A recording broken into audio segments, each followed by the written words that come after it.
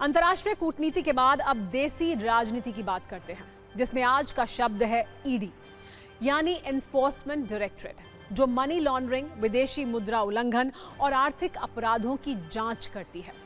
इसे देश की प्रीमियम जांच एजेंसी समझा जाता है। लेकिन सोचिए, तब क्या हो जब अलग अलग राज्यों में ईडी के अधिकारियों के खिलाफ ही एफआईआर होने लगे, उनके दफ्तर पर छापे पड़ने लगे और दखल सुप्रीम कोर्ट को देना पड़े। आज ये चर्चा इसलिए है क्योंकि देश के दो राज्य पश्चिम बंगाल और झारखंड में ईडी पर राज्य की पुलिस एक्शन लेने की कोशिश में है। पश्चिम बंगाल में मामला 7 दिन पुराना यानी 8 जनवरी का है, जबकि झारखंड में राज्य पुलिस ने आज ही ईडी के दफ्तर पर छापेमारी की है।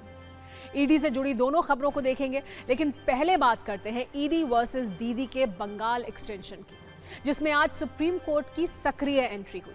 यहां से ममता बनर्जी को कुछ कानूनी झटके लगे, ईडी से कुछ सवाल पूछे गए और मामले को कुछ और दिनों के लिए आगे बढ़ा दिया गया। लेकिन इन तीनों घटनाओं में कई ऐसी बातें हुई जो बंगाल में आगे की राजनीति को रोचक बना सकती हैं। इसीलिए सत्ता में हमने ईडी वर्सेस दीदी पर एक कानूनी कुंजी तैयार की है, जिसमें तीखा सियासी मसाला मौजूद है। दरअसल 8 जनवरी को कोयला घोटाले के एक मामले में ईडी ने राजनीतिक कंसल्टेंसी आईपैक के कोलकाता और दिल्ली के ठिकानों पर छापेमारी की थी।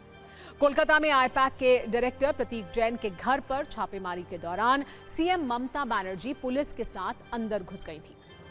आरोप है कि यहां से वो कुछ दस्तावेज लेकर बाहर निकल गई थी। इसके बाद ईडी ने सुप्रीम कोर्ट में ममता बनर्जी और पश्चिम बंगाल की पुलिस पर जांच में बाधा डालने का आरोप लगाया, जिस पर आज सुप्रीम कोर्ट में सुनवाई हुई। इस सुनवाई के दौरान सुप्रीम कोर्ट ने 3 बड़ी बातें कही। पहली बड़ी बात, ईडी के काम में रुकावट न डालें। दूसरी बात, ईडी के खिलाफ दर्ज एफआईआर पर रोक रहेगी। और तीसरी बात, ईडी की रेड पर पुलिस का दखल एक गंभीर मामला है। वैसे इस मामले में कोर्ट में काफी तीखी बहस हुई। इस सुनवाई के दौरान ईडी की तरफ से सॉलिसिटर जनरल तुषार मेहता और बंगाल सरकार की तरफ से वरिष्ठ वकील कपिल सिब्बल पेश हुए। मामले की शुरुआत में सुप्रीम कोर्ट ने पूछा कि ईडी वहां किस लिए गई थी, किस बात की जांच चल रही थी। सॉलिसिटर जनरल तुषार मेहता ने कहा कि ईडी अवैध कोयला घोटाले की जांच के लिए गई थी। सुप्रीम कोर्ट ने पूछा, क्या कोयला घोटाले की जांच चल रही है? इस पर सॉलिसिटर जनरल ने कहा कि जी हां, कोयले का भुगतान कैश में किया जाता था, समन का कोई जवाब नहीं मिला। एक हवाला चैनल की पहचान की गई है। लगभग 20 करोड़ कैश आईपैक को ट्रांसफर हुए, इसलिए 8 जनवरी को कंपनी के 10 ठिकानों पर तलाशी ली गई। इसके बाद सॉलिसिटर जनरल तुषार मेहता ने कहा कि यह बहुत ही शॉकिंग घटना है। मुख्यमंत्री खुद पहुंच गई, जहां छापा पड़ा वहां जांच में व्यवधान डाला। राज्य पुलिस ने राजनीतिक सदस्यों के तरीके से काम किया। आगे ममता बनर्जी के वकील कपिल सिब्बल ने कहा कि पश्चिम बंगाल में चुनाव का जिम्मा आईपैक के पास है। हमारा मानना है कि ईडी को इसकी जानकारी है। इस पर जस्टिस मिश्रा ने कहा कि पश्चिम बंगाल में चुनाव आईपैक द्वारा कराए जाते हैं या चुनाव आयोग द्वारा। सिब्बल ने कहा कि आईपैक के पास कई तरह के आंकड़े रखे जाते हैं।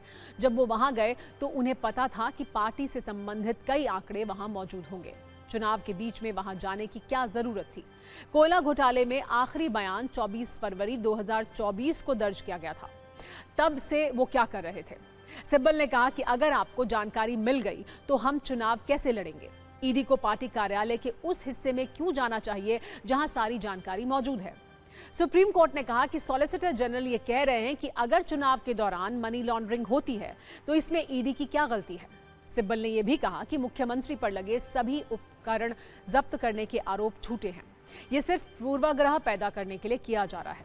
इस बहस में एसजी मेहता ने कहा कि ये एक चौंकाने वाला पैटर्न दिखाता है।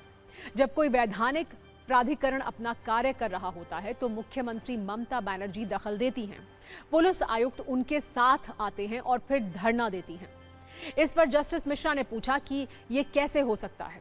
इस पर एसजी मेहता ने कहा कि मुख्यमंत्री ममता बनर्जी ने सारी फाइलें जब्त कर ली, ये चोरी है। एक ईडी अधिकारी का फोन भी ले लिया। इससे ऐसी घटनाओं को बढ़ावा मिलेगा और केंद्रीय बलों का मनोबल गिरेगा। मामला इतने पर नहीं रुका। ईडी की तरफ से पेश हुए एसजी ने आरोप लगाया कि कोलकाता हाईकोर्ट में होने वाली सुनवाई को बाधित करने की कोशिश की गई थी। हंगामे की प्लानिंग हुई थी। उन्होंने दावा किया कि लोगों को मैसेज किया गया था, कोर्ट को जंतर मंतर में तब्दील कर दो, यानी भारी भीड़ लाओ। एसजी ने कहा कि उन्होंने वहां के विधि विभाग की व्हाट्सएप चैट रिकॉर्ड पर रखी है। ये सभी पार्टी के कानूनी प्रकोष्ठ के निर्देश पर किया गया था। ये जानबूझकर किया गया था। संदेश में लिखा है कि आज गेट पर सभा है। इस पर जस्टिस मिश्रा ने पूछा कि क्या वो जंतर मंतर था। एसजी ने कहा कि हाँ, अदालत को जंतर मंतर में बदल दिया गया था। इस पर कपिल सिब्बल ने कहा कि ऐसा दोबारा नहीं होगा। इस सुनवाई के बाद कोर्ट ने कहा कि यह बहुत गंभीर मामला है। कोर्ट ने बंगाल सरकार को नोटिस जारी किया और 2 हफ्तों के भीतर जवाब मांगा। अब 3 फरवरी को अगली सुनवाई होगी और तब तक ईडी अधिकारियों के खिलाफ बंगाल में दर्ज एफआईआर पर भी रोक लगा दी गई। कोर्ट ने बंगाल सरकार को यह निर्देश दिया है कि सरकार ईडी के काम में दखल ना डाले, एजेंसी को अपना काम करने दें। कुल मिलाकर पश्चिम बंगाल चुनाव से पहले ही राजनीतिक रण कानून की जंग में तब्दील हो चुका है और दोनों पक्ष एक दूसरे को घेरने की कोशिश कर रहे हैं।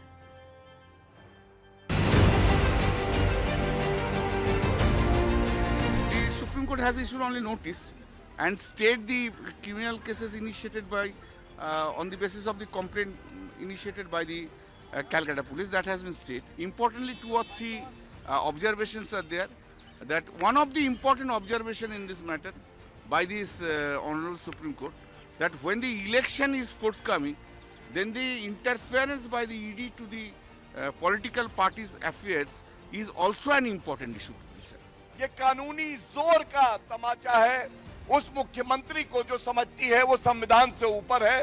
सर्वोच्च न्यायालय ने, किसी और ने नहीं, सर्वोच्च न्यायालय ने उन सभी एफआईआर पे रोक लगा दी है।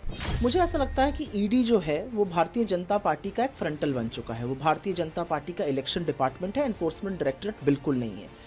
जिस बेशर्मी से और जिस ब्रेजन तरीके से ईडी विपक्ष के लीडर्स को टारगेट करता है और अब विपक्ष के लीडर्स के साथ जो लोग काम करते हैं उसको टारगेट करता है, मुझे लगता है वो शर्मनाक है।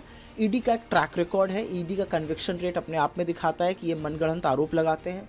2014 के बाद से ऑपोजिशन के खिलाफ 99% केसेस उन्हीं के खिलाफ दर्ज हुए हैं। खुद Mamata Banerjee as a CM जिस प्रकार बिहेवियर कर रही हैं, लोकतंत्र में इसका कोई जगह नहीं है। हम तो बंगाल के लोग शर्मिंदा ही हैं। पूरा देश चिंतित है कि लोकतंत्र कहाँ जा रही है। आज अदालत में जाना पड़ रहा है क्योंकि सारी व्यवस्था को तोड़ करके वो अपना व्यवहार हद तक पहुंच गए हैं जहां इसके आगे नहीं जा सकते। पश्चिम बंगाल में ईडी वर्सेस दीदी का मामला सुलझता हुआ नजर नहीं आ रहा है। झारखंड में दूसरा फ्रंट खुल गया है। झारखंड की राजधानी रांची में ईडी के क्षेत्रीय कार्यालय पर आज छापेमारी की गई। संतोष कुमार नाम के शख्स ने ईडी अधिकारियों पर मारपीट का आरोप लगाया था, जिसके बाद ये कार्रवाई हुई है। आरोप है कि 12 जनवरी को ईडी कार्यालय में पूछताछ के दौरान अधिकारी उन पर जुर्म कबूल करने के लिए दबाव बना रहे थे और बेरहमी से मारपीट की गई, जिससे उनका सिर फट गया। रांची पुलिस की टीम ने इस मामले की जांच करने और सबूत इकट्ठा करने के लिए ईडी दफ्तर में रेड की। अब इस मामले में राजनीति हो रही है। बीजेपी कह रही है कि झारखंड सरकार बदले की भावना से काम कर रही है।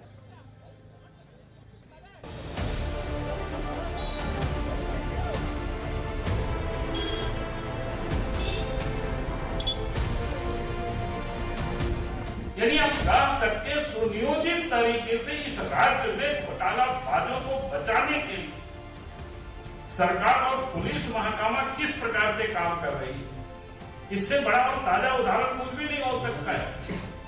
और लगता है नियम कानून को तर्ज पर रख करके डीजीपी को आज दादा मिश्रा को भी शायद इसीलिए नियुक्त किया गया।